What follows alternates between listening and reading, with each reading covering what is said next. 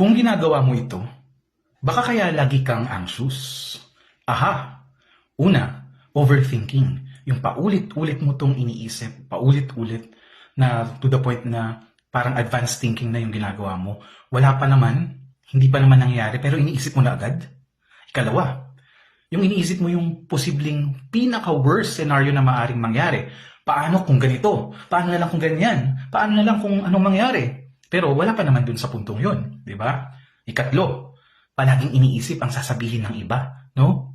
Isa rin yan sa mga nagdadagdag, no? Sa mga anxious thoughts and anxious feelings natin. At alam din naman natin na ang mga tao, lagi talaga yung may sasabihin, no? Laging may judgments, laging may komento, di ba? Then ikaapat, yung pagiging perfectionistic, no?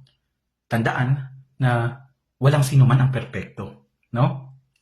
Then panglima, no? Yung procrastination. Ibig sabihin yung, mamaya ko na lang ito gagawin, hindi ko na lang muna gagawin, pwede ko pa naman itong tapusin. Hanggang sa hindi mo na nagawa, mas lalo kang ma-anxious, magkakaroon ka ng anxious thoughts, anxious feelings, no? So instead of ruminating, no, about the past or the future, focus at the present moment. Mindfulness. Live in the present moment. One at a time, makakatulong ang mindfulness o kamalayan.